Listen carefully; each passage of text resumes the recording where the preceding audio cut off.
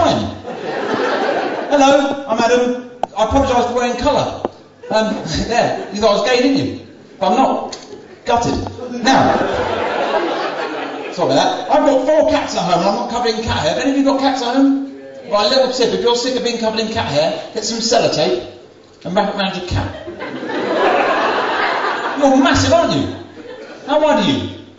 You don't scare. You've got a shaved head, the big shoulders. You don't scare me. You know why? You've got lovely eyes. Yeah. You look like the kind of bloke that would glass me, but with a half. Now, do it. There you go. Quite fancy you. Shouldn't have said that. Yeah. Get over it. Now,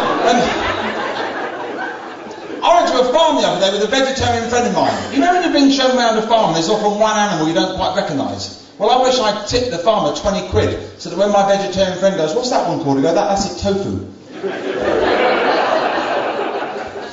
Also, is it fair to say that it would be quite funny if someone committed suicide by suffocating themselves with a Marks and Spencer's bag for life? Is it fair to say that if it wasn't for comic relief, Lenny Henry would be starving? I'll take that as a yes. Is it fair to say there'll be less litter in this country if blind people were given pointed sticks? Any blind people, then I apologise.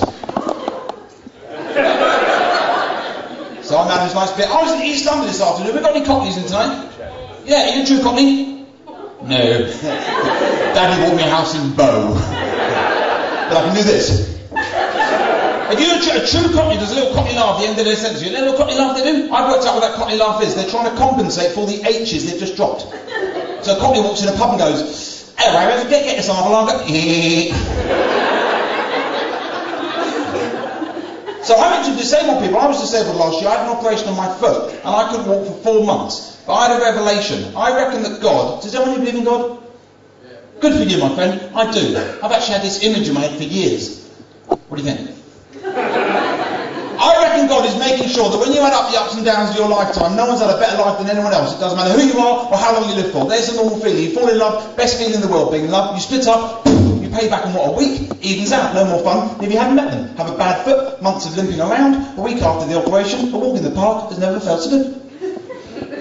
There are people starving in the world, but then again, they get on telly. Right, those of you go, ooh, shut up, it's a joke, right? And secondly, I'm the victim of that joke for suggesting it's worth going through hell to be famous. We're part of a karaoke generation, everyone wants to be a star. Big Brother celebrities, X Factor. I saw one episode of X Factor, I couldn't believe my eyes. To me, this is all X Factor is. A room where a load of wankers tell a load of wankers that they're wankers. While I have a wank. I met a bloke in the pub the other day, we were talking about comedy, right? I tell you how I met him. Here's with a girl, she had a t-shirt on that said, make love, not war, and I tried it on with her, and you should have seen the fight she put up. Hypocrite. Don't read it, don't wear it, right? And he said, I'd love to be famous. I said, really, what would you like to be famous for? And he went, I don't know. Isn't that a silly thing to want, to be famous? You might think you're a comedian, you must want to be famous. I don't. I want to be successful at what I do, and fame happens to be a byproduct of that. If I have a big meal, it's not because I want to poo.